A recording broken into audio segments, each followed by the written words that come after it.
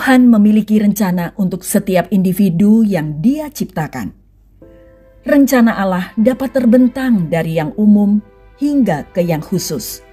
Dan Dia mengungkapkan apa yang Dia inginkan untuk setiap orang dalam firman-Nya.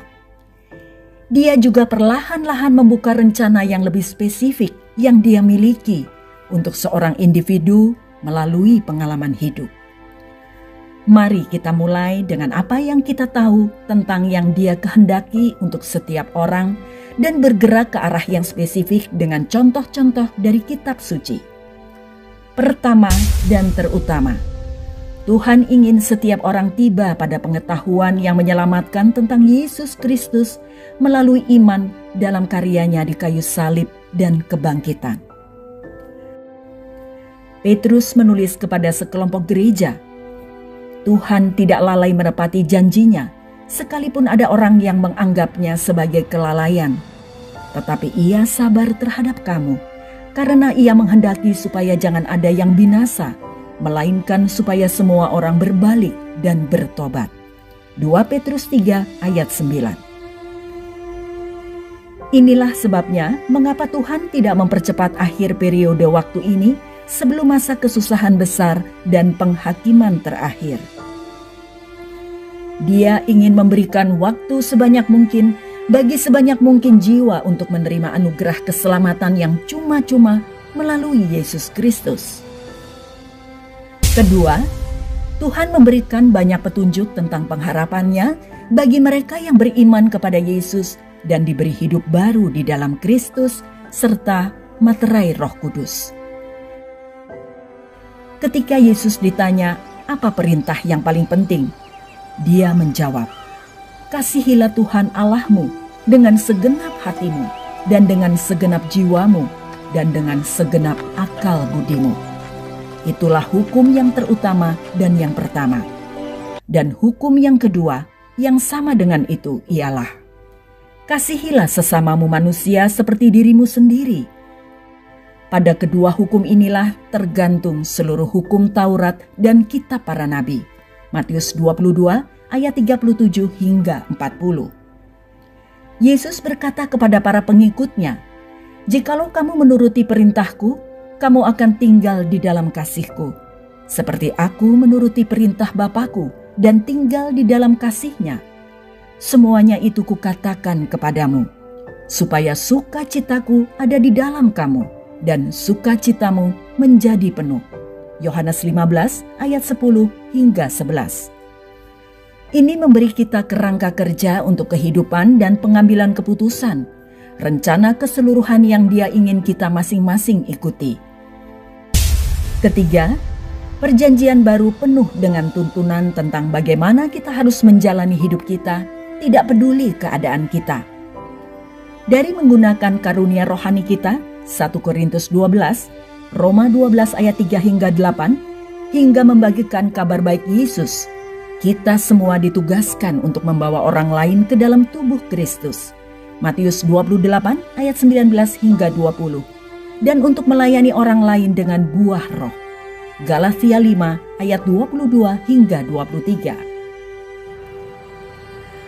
1 Tesalonika 4 ayat 3 hingga 4 mengatakan, karena inilah kehendak Allah, pengudusanmu, yaitu supaya kamu menjauhi percabulan, supaya kamu masing-masing mengambil seorang perempuan menjadi istrimu sendiri dan hidup di dalam pengudusan dan penghormatan. 1 Tesalonika 5 ayat 16 hingga 18 menasehati, bersukacitalah senantiasa, tetaplah berdoa, mengucap syukurlah dalam segala hal, sebab itulah yang dikehendaki Allah di dalam Kristus Yesus bagi kamu. Perjanjian baru memiliki banyak nasihat lain tentang bagaimana kita harus hidup di dunia ini dan bagaimana berelasi satu sama lain. Misalnya, Roma 12, Efesus 4, Filipi 2 ayat 12 hingga 13, Kolose 3, dan Yakobus 1. Setiap instruksi menolong kita membuat keputusan tentang hidup kita, dan mengikuti setiap instruksi ini membantu menyelaraskan hidup kita dengan kehendak Tuhan bagi kita. Ketika berbicara tentang rencana khusus untuk setiap pribadi, Alkitab penuh dengan catatan-catatan pribadi dan ayat-ayat yang memberitahu kita bahwa Tuhan menciptakan setiap orang dengan maksud dan tujuan. Sebagai contoh, kita melihat persiapan Allah bagi Musa untuk memimpin umatnya keluar dari perbudakan Mesir. Keluaran 1 hingga 4. Kepada Yeremia, Allah berfirman, "Sebelum aku membentuk engkau dalam rahim ibumu, aku telah mengenal engkau, dan sebelum engkau keluar dari kandungan, aku telah menguduskan engkau. Aku telah menetapkan engkau menjadi nabi bagi bangsa-bangsa." Yeremia 1 ayat 5. Daud berkata kepada Tuhan dalam Mazmur 139, "Matamu telah melihat janinku. Di dalam kitabmu semua tertulis, hari-hari yang akan disusun bagiku, ketika belum ada satu pun darinya."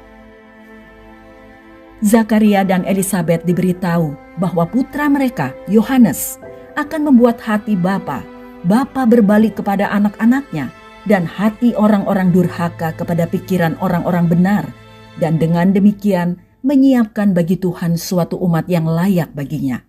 Lukas 1 ayat 17.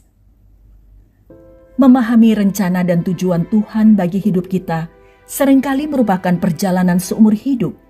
Yesus dalam mengatasi kekhawatiran kita tentang hidup kita mengatakan bahwa rambut di kepala kita terhitung jumlahnya dan bahwa Dia melihat nilai kita sebagai individu. Lukas 12 ayat 7. Dengan mencari Tuhan, meminta arahannya dalam semua yang kita lakukan, dan mendengarkan dengan seksama suara Roh Kudus adalah bagaimana kita menentukan sikap langkah selanjutnya yang akan membawa kita ke dalam kehendak Tuhan atas hidup kita. Ini adalah petualangan besar mengikuti jejak ketaatan Yesus Kristus.